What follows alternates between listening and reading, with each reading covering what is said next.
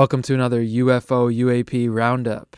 Today for January 4th, 2024, we've got Congress to receive a classified briefing on UAP, remote viewing the ET presence, human DNA could not evolve on Earth, retired Navy chief chokes alien, UFO leak of the century, and hearings and witnesses to come in 2024. On the UFO UAP Roundup, I'm basically sharing my insights and highlights from a handful of interviews, podcasts, YouTube videos that I find particularly interesting or of note. So I'm going to be sharing those with you here. Often these are hours and hours worth of listening to people talk and picking out those moments and those key points and connecting the dots as well to the whole phenomenon, because if you're out there trying to figure this out for yourself, as we all should be, and we all have to figure it out for ourselves, you'll find that it's a very complicated topic. There's a lot of people saying a lot of things. So I've been at it, studying it earnestly from a very critical perspective, very objective, but also open-minded, as we have to be a true critical thinker. And I've been at it for, about 2 years and change now, seriously, going from study to study here. So this is what, why I'm doing this here, is just to share my insights, and hopefully you'll get some value to help you, guide you a little bit, or maybe give you references to go check out for yourself. So first, there's a very interesting interview that just came out on the Chris Lado channel with Dr. Courtney Brown. And he is a former professor and founder of the Farsight Institute, which is basically a remote viewing group. If you don't know about remote viewing, go research that on its own. I'll just say in the short of it, there is hard documentation of the CIA and even the Army having remote viewing teams. And there's a CIA document that states verbatim remote viewing is real and reasonably accurate. What is remote viewing? Basically projecting your consciousness somewhere else in space or time and perceiving what's happening somewhere out of the location where you are now. So Dr. Courtney Brown, who I've never honestly heard of before, very interesting dude here, and worth listening to for yourself. He's very confident, which we always have to be open-minded but objective and take in what people say and go do some more investigating for ourselves. So what Courtney Brown is saying here is the nature of disclosure and the written ET agreements. Now, this is a point that's been made before, particularly in my conversation with Reverend Michael Carter, who I spoke to and who gave a presentation at the Danbury UFO conference. And he opened my mind to this new idea, which was the secrecy, the stalling of disclosure of this information to the public is not necessarily just about, or even primarily about, the government or the human power players trying to keep it out of humans knowing about it, out of the public knowing about it. It actually could much more be about written agreements with certain ET groups or non-human intelligence groups of beings, that the agreement is this doesn't get disclosed to the Earth humans. And that's what Courtney Brown argues is happening.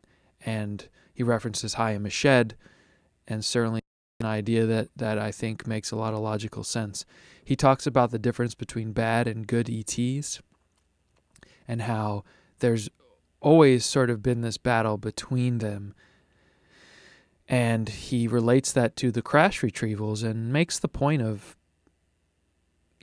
we should consider, would these UFOs really crash on their own if they're so advanced? And perhaps it is this ongoing rivalry between malevolent ET groups trying to control humanity versus benevolent ET groups trying to assist us they can.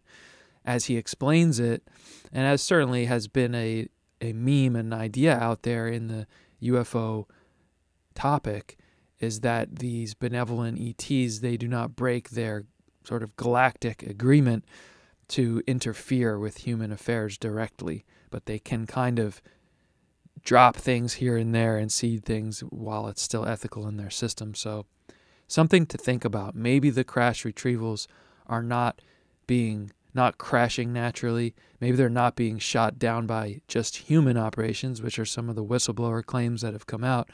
Maybe they're actually being shot down by other bad ET groups that have a presence on Earth or in the three-dimensional realm planet. So Brown also talks about a base on Mars, and you should check it out. He shows a picture of a base on Mars, and he says if you download it from his website, which is the image is directly from NASA, he says you can see this tube with a sort of spray coming out of it very clearly. So he's arguing this picture is clearly a picture of a base on Mars. He corroborates his own conclusion with what Chaim Eshed said in 2020, which if you haven't heard about Chaim Eshed, I think he's one of the greatest whistleblowers, if you can call him that.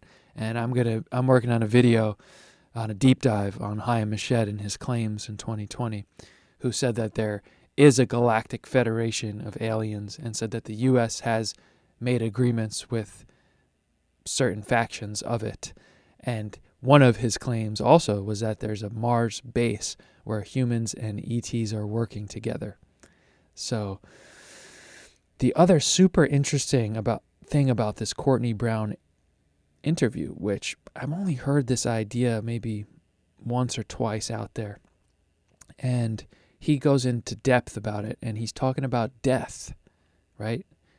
Greatest mystery, if not the biggest one that we maybe all possibly care about the most. What happens when we die? What's the deal with that?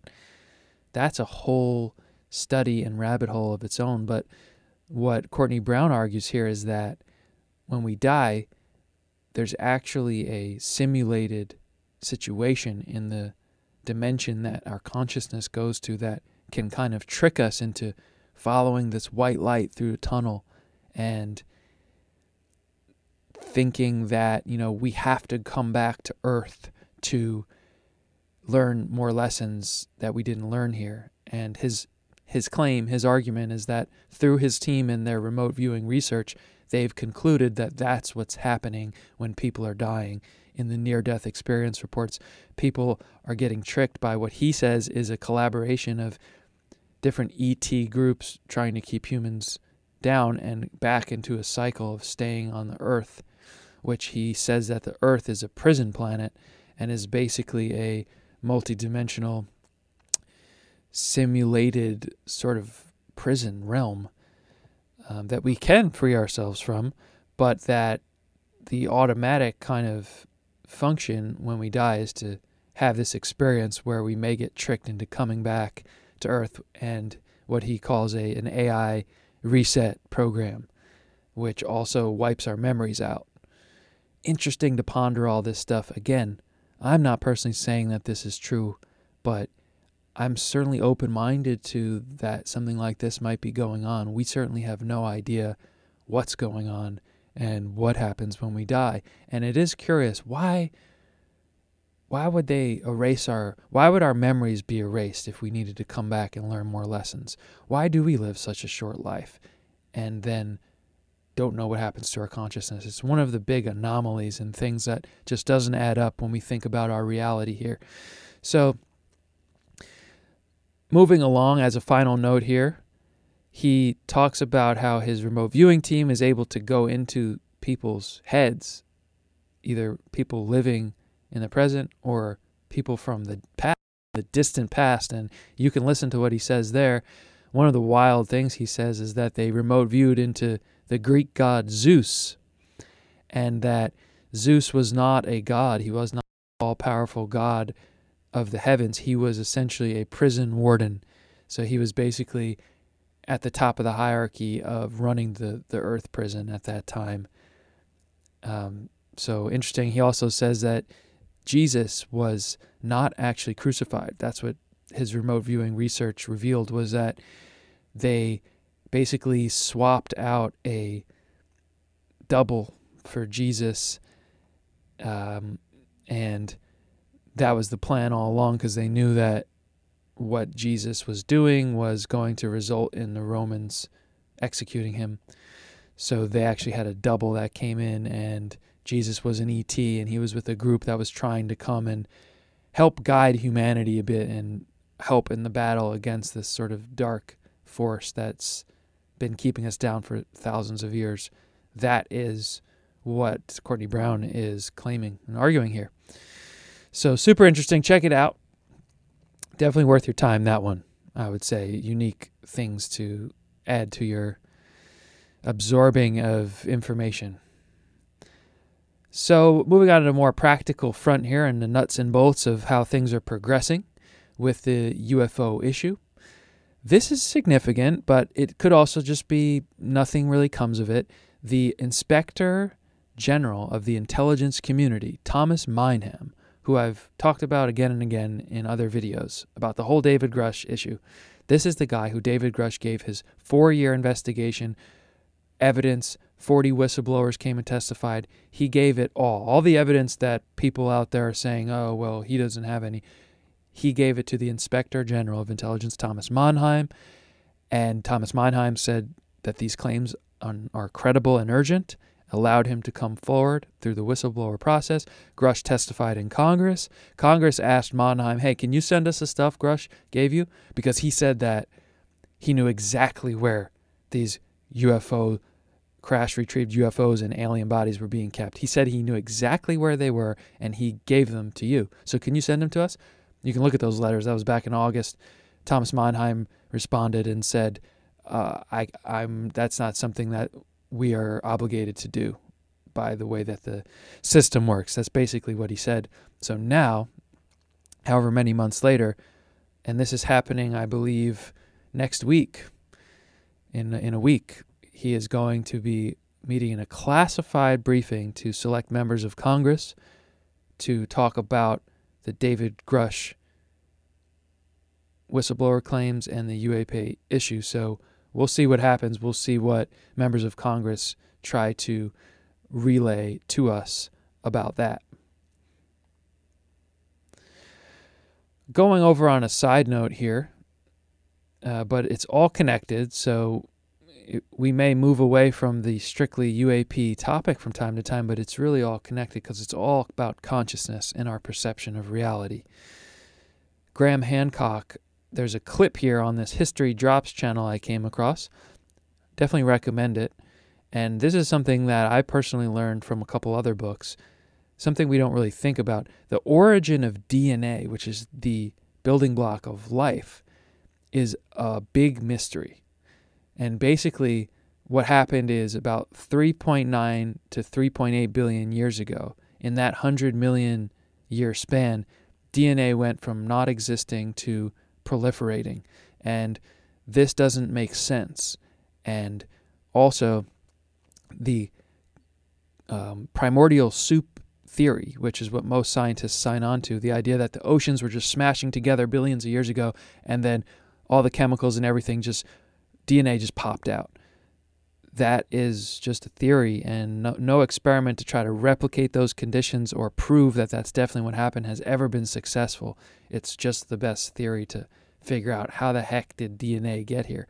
And of course, the theory that's taboo, the theory that is relegated to fringe, is that DNA must have come from somewhere else. But you may not have known, certainly I didn't until I read about this, and Hancock's talking about it here, a Nobel Prize winning scientist, Francis Crick, who won the Nobel Prize for figuring out the molecular structure of DNA. He said there's just no way it could possibly have developed on Earth in 100 million years. So he had an extraterrestrial theory where he believed it came from another planet, another galaxy, and it was brought here. and it was engineered, is even what he argues in his theory, that it was deliberately engineered by a highly advanced alien race. Our DNA was. The Nobel Prize winner of figuring out the structure of DNA said that he believes the DNA must have been engineered by an advanced race outside of Earth. They also touch on the mushroom connection to all this, and the psilocybin mushrooms, and that mushrooms could actually be a form of alien intelligence here.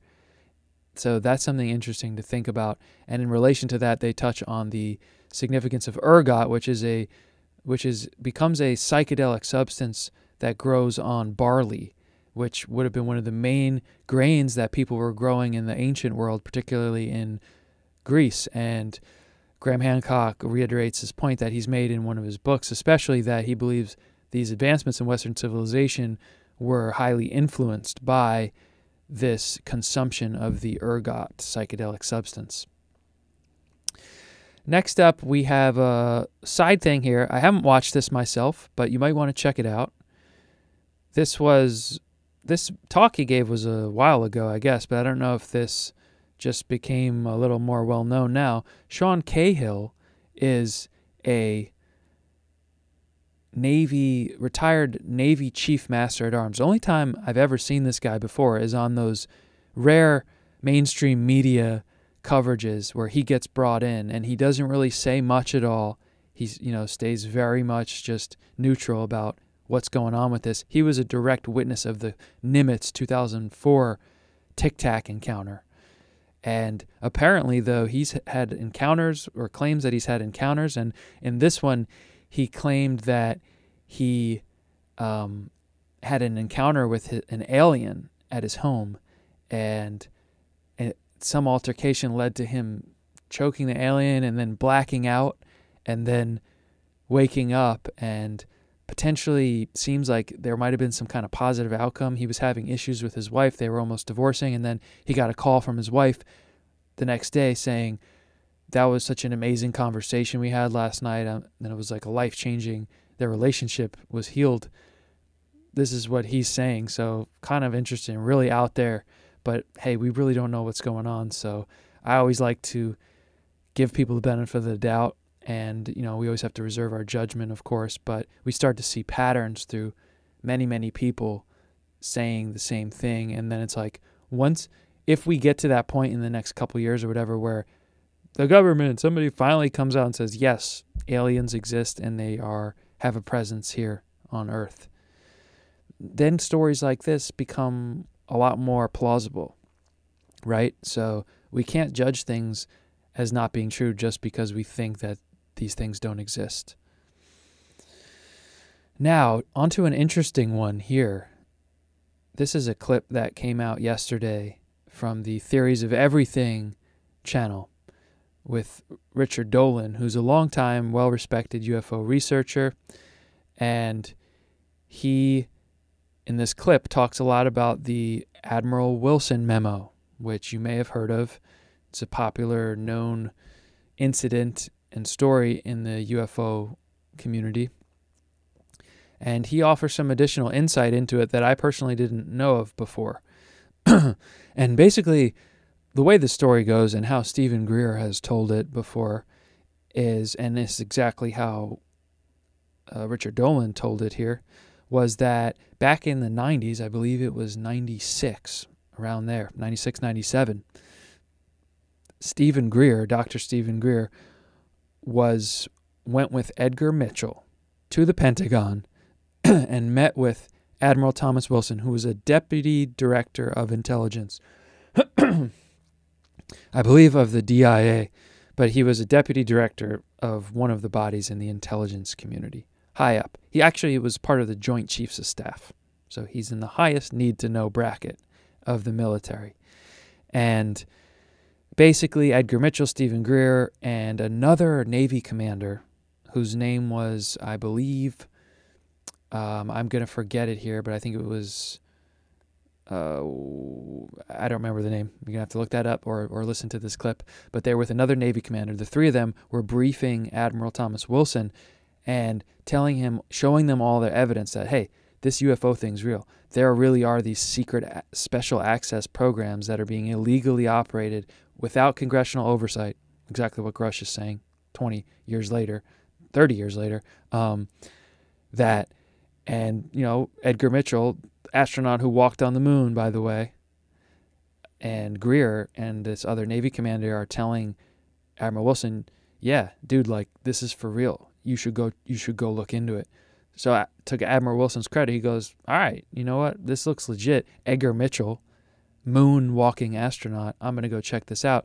He goes, and basically one of these private contractors who Dolan says he doesn't know who they were, but he assumes that it was Lockheed Martin, they go there and they tell him, yeah, look, this is real. This is really happening. Admiral Wilson's shown a list of 500 entities, organizations that are involved with this. And then something else happens that's interesting is basically some of these scientists who you may have heard of, Eric Davis, Hal Puthoff, who are associated with the Robert Bigelow group, who's been using his money to try to investigate this thing privately. And Eric Davis, who is read into certain programs and has security clearances within this underground world of the UFO reverse engineering and whatever else operation, he went and met with Admiral Wilson, interviewed him, took notes on the interview in which Admiral Wilson had said definitively, what I saw was not made by human hands. And basically Richard Dolan, one way or another, got a hold of Eric Davis's notes, and eventually 20 years after he saw them, they were finally leaked. And Richard Dolan even called Admiral Wilson himself. So go check this out. This one's worth listening to for yourself. And one of the other insights from Richard Dolan that I thought was interesting perspective to think about was that these insiders who are kind of in a layer or two into this circle, they want to get to the bottom of it to figure it out for themselves. So they, insiders' desire to get to the center of it necessitates their silence. In other words, he's saying you can't get someone like Eric Davis to officially come out and say anything because he doesn't want to lose his security clearances. Because if he loses his security clearances, then he loses his access into it to try to figure out what's really going on with all this. And that kind of makes sense, and I thought that was an interesting perspective. And lastly, in relation to that, he says people in the private world have higher security clearances than those in the Pentagon.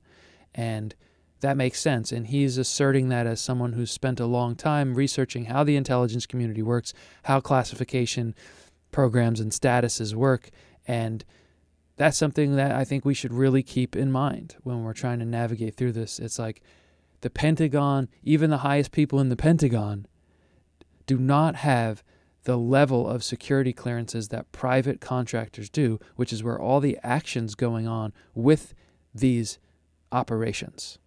So that's important to keep in mind. Now, also on the last note here, I think it's important to note how Richard Dolan did not mention anything negative about Dr. Stephen Greer. And this is a bit of a side note, but I find it interesting. In my own objective investigation now of about 2.5 years into this topic, I've noticed a trend of people talking badly about Stephen Greer or rolling their eyes or laughing at Stephen Greer. And I find it honestly very curious because I have yet to find anything that's made me have negative feelings towards him. If you really investigate what's happened, especially, let's say, from the early 1990s till now, this dude literally, like, the UFO subject would not be where it is now. This whole topic here of this memo and all this stuff coming out, I mean, Stephen Greer was the dude who got Edgar Mitchell to go with him and go try to prove to the government that UFOs exist. Like, he's been doing this for over 30 years. He has essentially all the best witnesses and whistleblowers. He definitively has literally been lobbying Congress and the government for many years to try to open the lid on this whole issue. And people have different reasons why they think that he's spreading disinformation or this and that, or he's a charlatan or whatnot. But honestly, in my own investigation, I've yet to find anything that's made me feel the same way. And in fact, quite the opposite. I think he's saying what a lot of people and ufologists and authorities in the field are not saying. And he has very compelling arguments, contacts, witnesses to back up what he's claiming. So let's now go to that. And I think that this video is great, especially if you're someone who's either dislikes Stephen Greer for one reason or another, or has just followed what seems to be the trend.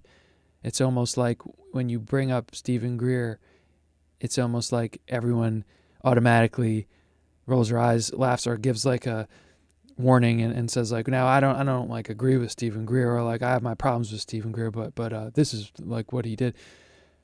You know, look into it for yourself. Watching this, I think that some things really do get cleared up.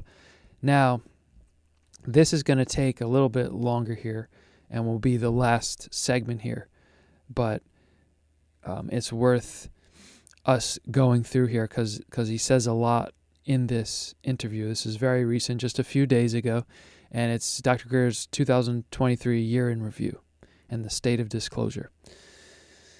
A lot of people were upset that the 9-person review panel was not included in the bill, but Stephen Greer makes a compelling argument that this is better, that it did not get passed, because history has shown that these review boards have tended to be corrupted, mainly by the CIA. And he cites the Robertson panel and the Condon Committee, where there is substantial hard evidence that they infiltrated those committees and essentially controlled them to have a conclusion that aligned with what they wanted the public to perceive about the UFO issue.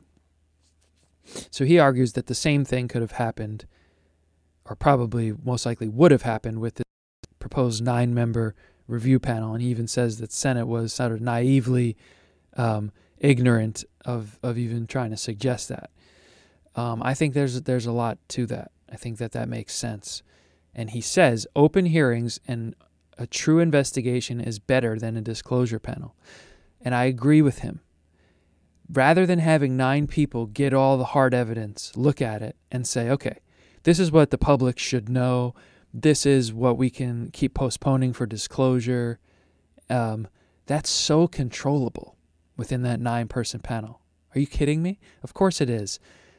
Having open congressional hearings where first-hand witnesses, which they're out there, they exist, having first-hand witnesses come forward in open hearings available to the public and say what they experienced, what they knew, and having Congress actively investigate it, that's a much better way to get true disclosure.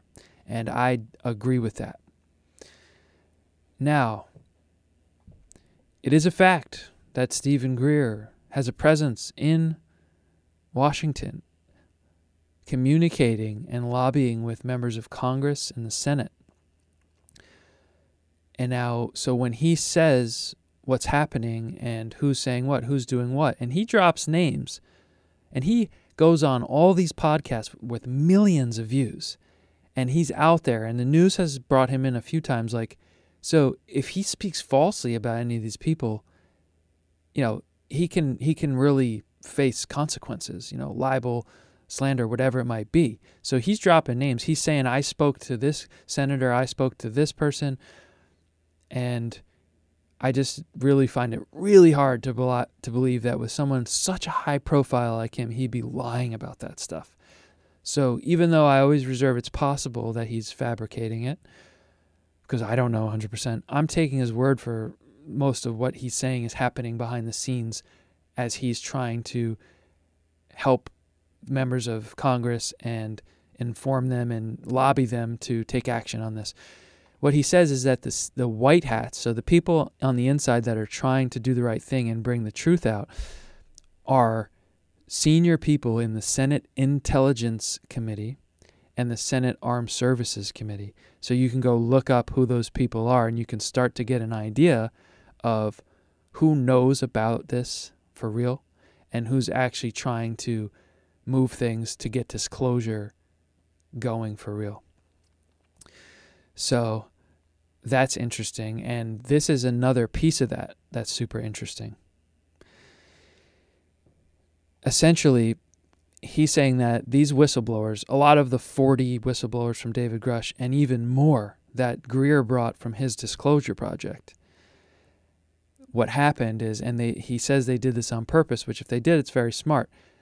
He brought these witnesses directly to the Senate Intelligence Committee first to give their testimony under oath in a skiff before they went to RO and gave their testimony in a skiff. So what these senior members of the Senate figured out early on in the last couple of years was that, because what happened was these whistleblowers would go there in the skiff, tell them everything.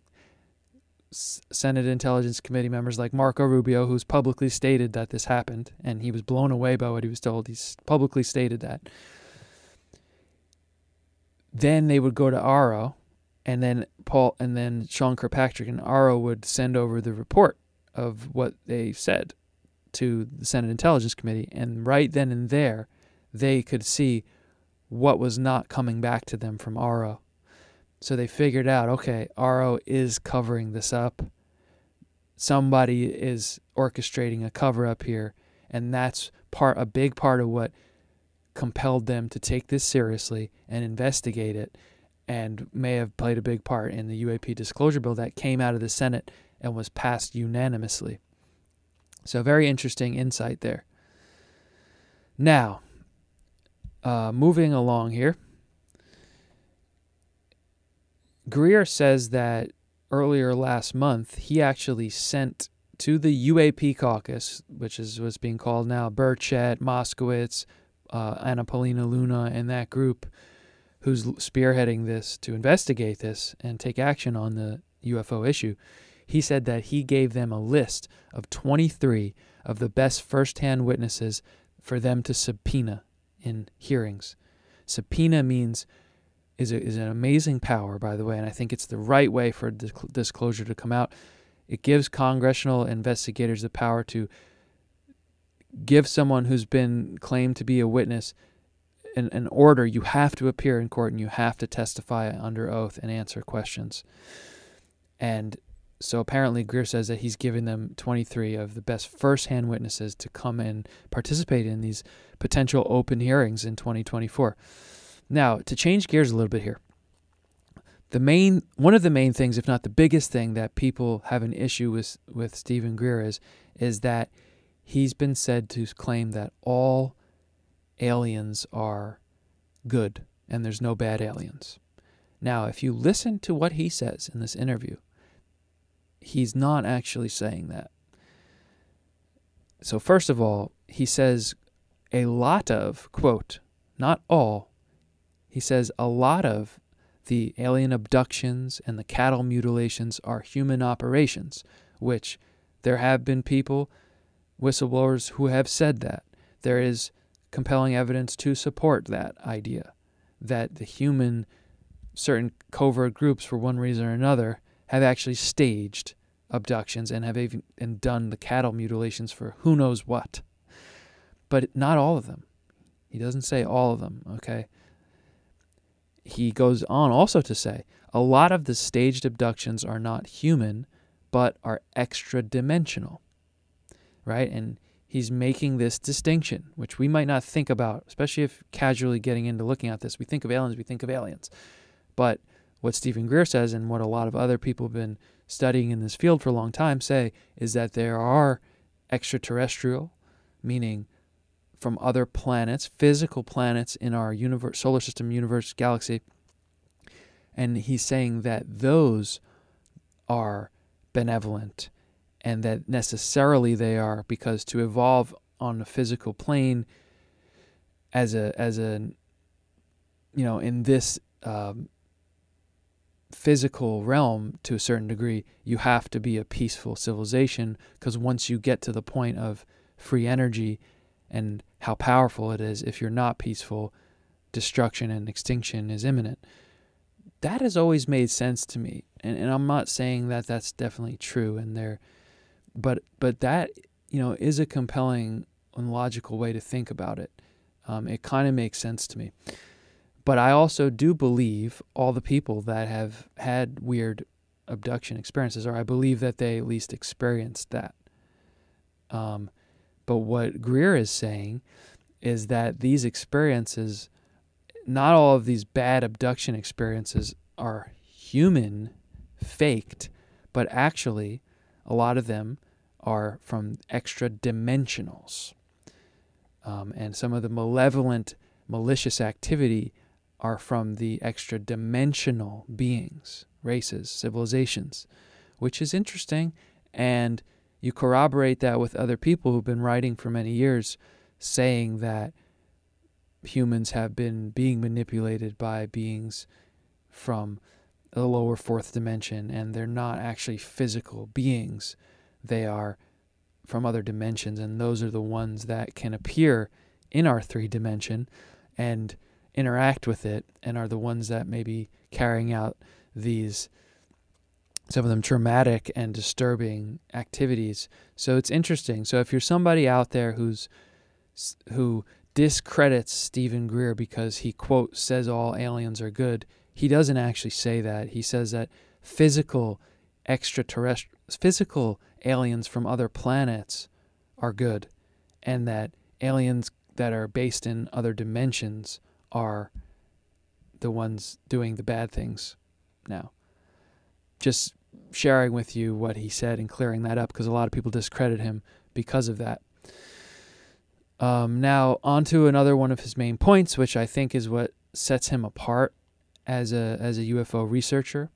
And I have to agree with him. The bulk of the UFO community underestimate what humans have. Even people spearheading the field, if you will, Jeremy Corbell and George Knapp, who I really like George Knapp. I have a tremendous amount of respect for him and the work he's done. But he seems very hesitant to speculate that humans could be super advanced with this, that there could really be secret space operations. And there is a body of evidence to make this a plausible hypothesis. And according to Greer, and this is a guy who's had 700 plus people come to him, not give up their identity, their names or anything, but document their testimony for him, which he's given to Congress, what he says. People saying that it's super advanced. You have other examples.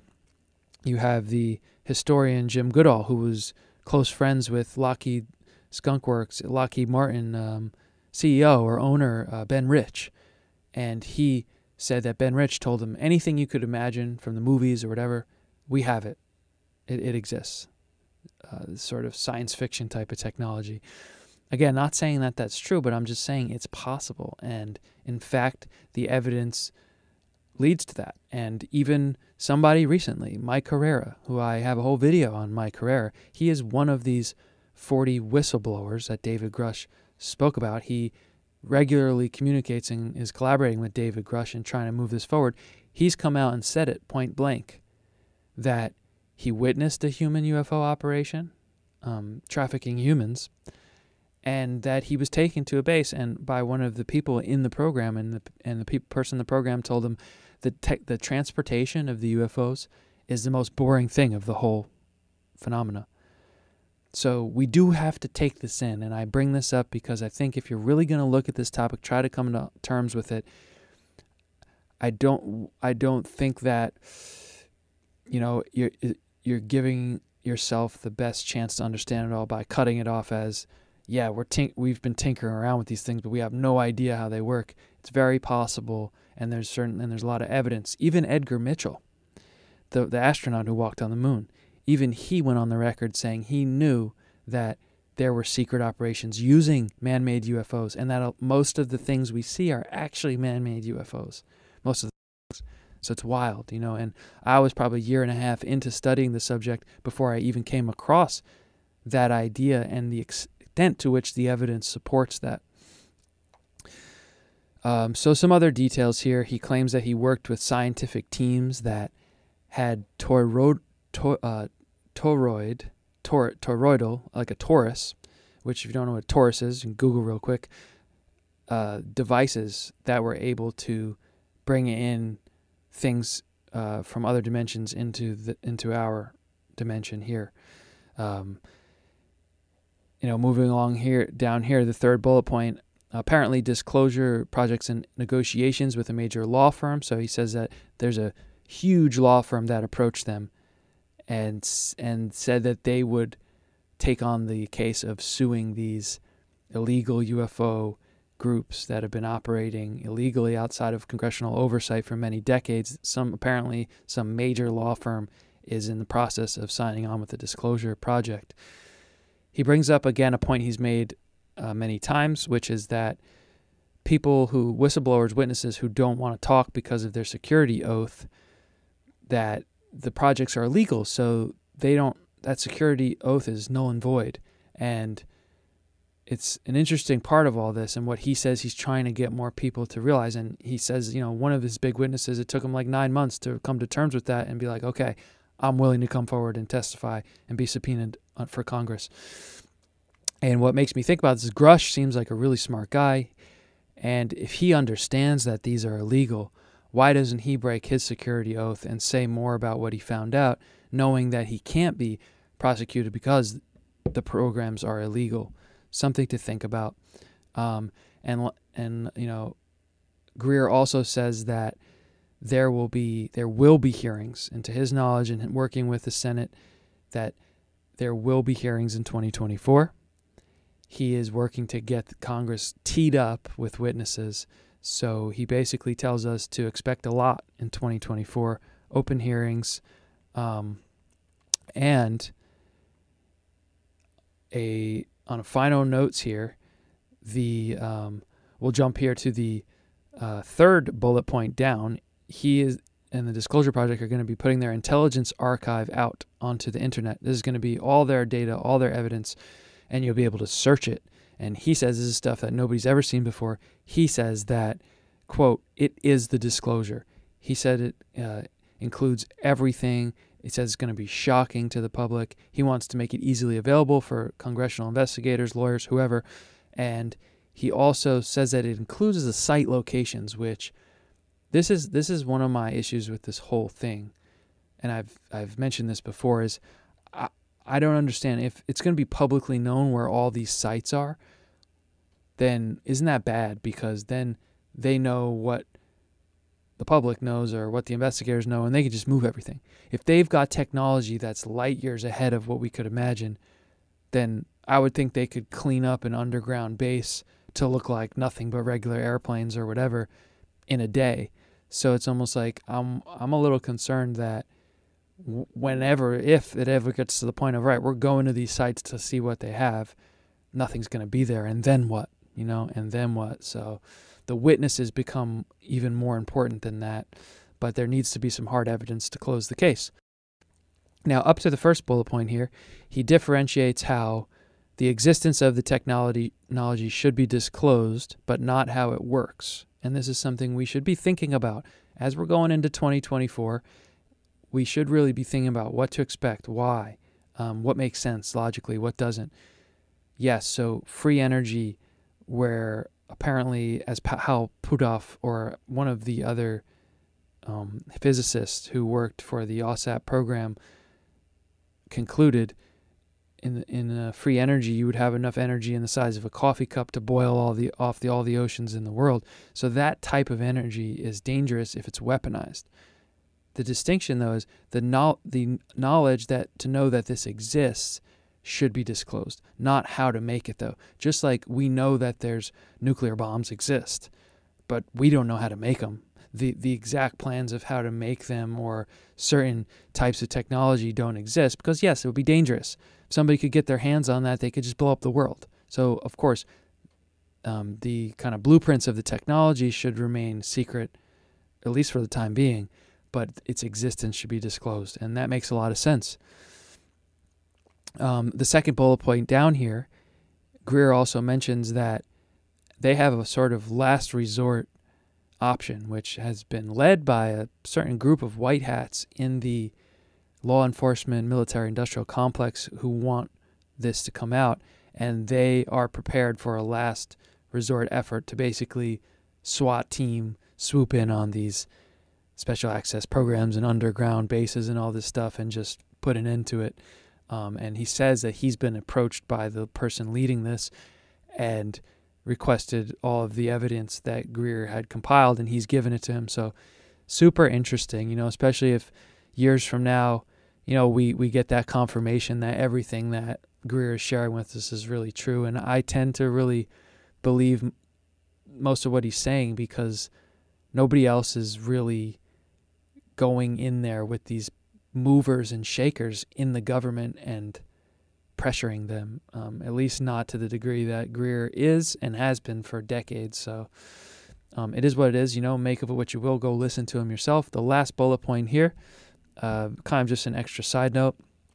He says that Monsignor Balducci, who was a Vatican priest who disclosed some things to the Disclosure Project, going back to the whole ET malevolent versus benevolent, he had told Greer, and Balducci was a demonologist, so this was like his specialty. He said that the physical ETs were not demonic, but that the extra-dimensionals tended to be more demonic. So something to chew on, something to think about in this whole paradigm here, where we're just trying to figure it out based on the evidence. So thank you for watching. Thank you for sticking it out here. And I'll be coming out with some more updates as things develop, and hopefully this will give you some reference points to go study it for yourself, check it out for yourself. Don't just listen to what people, even well-known people in ufology, are saying. You got to really think about things for yourself, critically analyze it. So we shall see what happens. Potentially, hopefully, big things to come in 2024. Take care, and I'll see you in the next one.